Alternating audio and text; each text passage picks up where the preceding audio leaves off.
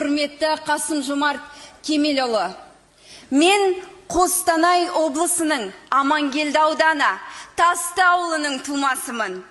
Ұлтым Молдаван, аты жөнім Алла Чечеткина. Өзім қазақтың салт дәстүрі мен мәдениетінен сусындап өскен баламын. Негізі, қазақ тілін білу үшін мен сияқты көрші күміс әженің мұжымасын жеп өсу керек. Ал сіздер мұжыманың қандай ас екенін білесіздер ме? Қолдың сары майы қосылып, мұжылған ыстық табананың дәмі әлі таңдайымнан кетпейді. Дегенмен өз ата-анама да алғыс айтқым келеді. Сол кісілердің ақылымен мен қазақ сыныбында оқыдым.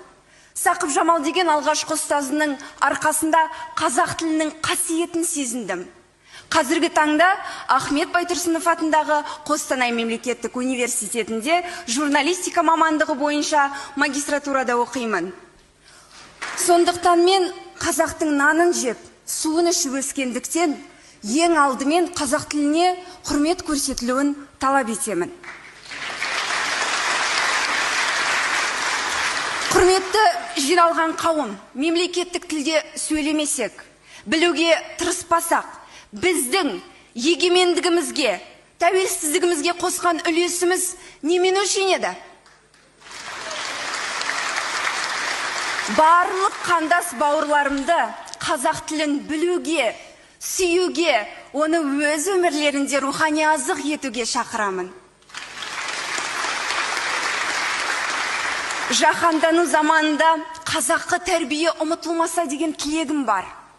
Біздің ауылда кешкі уақытта көше кезіп жүрген қыздардың жүргені ұят, ерсі саналатын. Өзімнен кейін өсіп келе жатқан сіңлілерім де осы тәрбиеден алшақтамаса екен деймін. Құрметті жиналған қауым, сөзімнің соңын Мұқағали Мақатаевтың отанға арналған өлеңімен аяқтағым келеді. Мен оның түнін сүйем, күнін сүйем. Ағынды өзен, асқар тау гүлін сүйем. Мен оның қасиетті тілін сүйем. Мен оның құдіретті үнін сүйем. Бар жәндігін сүйемін қыбырлаған, бәрі маған отан деп сыбырлаған. Жаным менің кеудемді жарып шықта, боз торғайы бұл оның шырылдаған. Отан, отан бәрінен биік екен, мен оны мәңгілікке сүйіп өтем. Рахмет.